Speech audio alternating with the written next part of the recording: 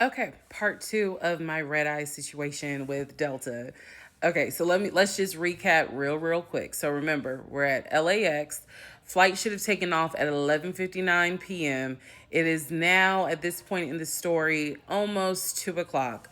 We had to deboard the plane, get off the plane, go back to the gate area. Our gate was at 37A at LAX. For those of you that know LAX. So I'm just picking up where we're at the point of the gate agent letting everyone know, hey, Delta, we're working very hard to rectify this situation. Please stay in the gate area. As soon as I know more, I'm going to let you all know.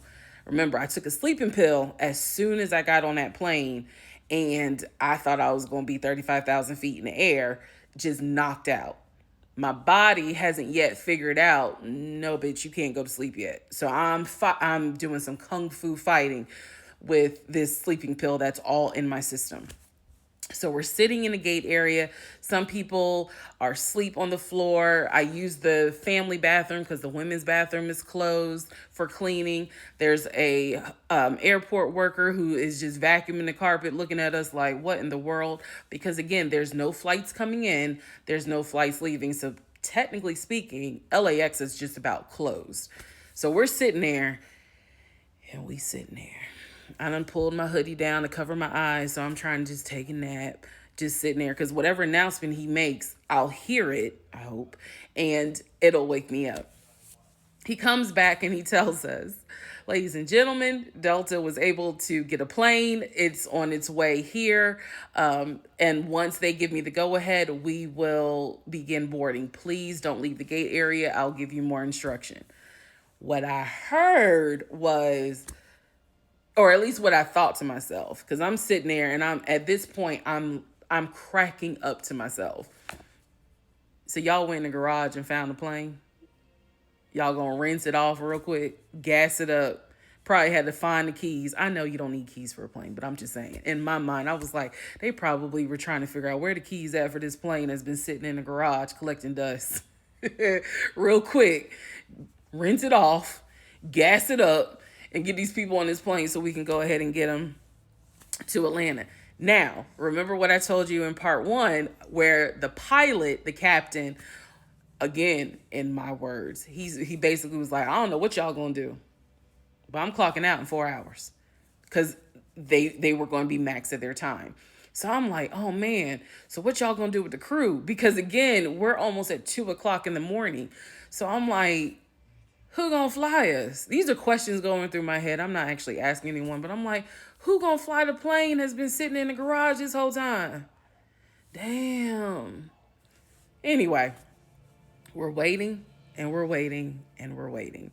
Gate agent comes back. Ladies and gentlemen, your plane is here. I'm looking around like, where? Harpo, where the plane at? Then he says, your plane is located at gate 31. When he said your plane is located at gate 31, I could have sworn I heard someone go, what? And so now, for those of you who are not familiar with LAX, gate 31 is not far from where we were. But it was late at night, people are tired, and now you're telling us we got to walk to our new gate. So he tells everyone, please grab your things. If you just go around the corner, you will see gate 31. We all walk around the corner. Some people left, but that's none of my business. And we head to gate 31. We get there, we grab a seat. There's a new gate agent. Ladies and gentlemen, he introduced himself. I'm so and so, and I'll be your gate agent. They are cleaning the plane right now. Craft services are there, and once they give me the go ahead, I'm going to begin boarding. And I'm laughing because I'm like, well, at least they're gonna try to feed us. Like, that's sweet. Craft services. And I'm thinking to myself, hopefully this plane is like the other plane, because the other plane was like a new 2025 version. It was nice.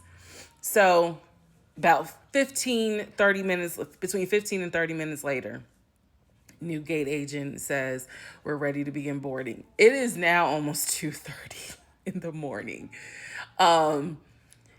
I look a hot diggity damn dog mess. I look like, say something about my mama. Say something about my mama. Say one wrong thing. That's how I was looking, y'all. I kid you not. So he says, let's begin with our pre-boarding for those of you who need more time or, the pre-boarding process. Everybody lines up because I guess everyone was like, we all need more time, damn it. It's 2:30 in the morning. So then we board on the plane. As soon as I stepped on the plane and I saw the seats, I said, damn, they got this shit out the garage. No hate to Delta. But when you get off of the 2025 plane and you get on the 1997 plane, it does kind of feel like, now y'all know good and damn well. Y'all took this thing out the garage. But nevertheless, beggars can't be choosers. So I get in the seatbelt still. I didn't need an extension. I was feeling skinny. And we all board. So I'm just like, Lord, I'm so tired. Have you ever been so tired where you almost could cry because you want to go to sleep? And I'm trying to make myself stay awake because it's already been an eventful, evening or eventful morning, I should say. So we all get on there. It took a while, but we all get on there. It's almost 3 o'clock in the morning. And then finally I feel us push back. Now, I'm gonna say this because this is part of the story and this is my experience. I feel like the crew did everything they could to make us comfortable. But when you fly first class on Delta, the first thing that they usually will say is, "Would you like something to drink while you wait?" And in this particular instance, when we got on the plane to take us to Atlanta, I feel like they were like the mom that's telling the kids, go ahead and get in the bed and go to sleep. And if I have to walk by here and I see you awake, I'm gonna whoop your behind. Because she had this look on her face where she was just like, I ain't offering y'all shit. Sit down, buckle up, and we're about to leave. Got me out here working and I'm supposed to be like, it was just funny because she was sweet, but you knew not to ask her, can I get a cranberry juice? Because she would look at you like, if you don't put your motherfucking seatbelt on, close your window shade and go to bed. You don't need no damn cranberry juice. That's how I felt. She didn't say it, but that's how I felt because my sleeping pill was telling me that's what she was thinking. So anyway, we push back. Captain comes on. It was no, hi folks, we're so glad to have. No, it was like, ladies and gentlemen, this is your captain speaking from the flight deck. Look, we're gonna go ahead and we're gonna get this plane in the air. Please go ahead and fasten your seatbelts. Flight staff, flight crew, please prepare the cabin for takeoff. Whatever it is, cross checking all call. I don't know whatever they said. We push back, y'all. We get to the end of the little street, or what, it's not a street, but the end of the terminal. We make it to the runway. So I was like, okay, we really about to take off. He hit that turn to get to the main runway.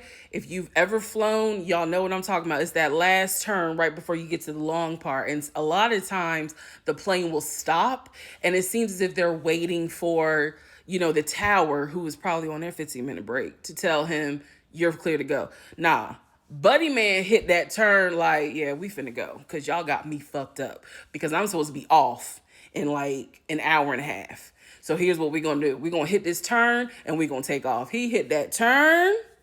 I felt a little bit of like a pause where the plane does, that kind of thing. And then I heard them engines and we were up in the air. And that's the last thing I remember. And then I woke up to, ladies and gentlemen, from the flight deck, we're beginning our initial descent into Atlanta. It was so dark on that plane, nobody had their window shades up. So I actually thought it was still night, like we were still in nighttime. Opened up my shade and I saw that brightness coming through. I was like, oh no, Jesus. Sure enough, we landed in Atlanta, safe and sound. And guess what? There's a quick part 3. Don't worry, it's coming.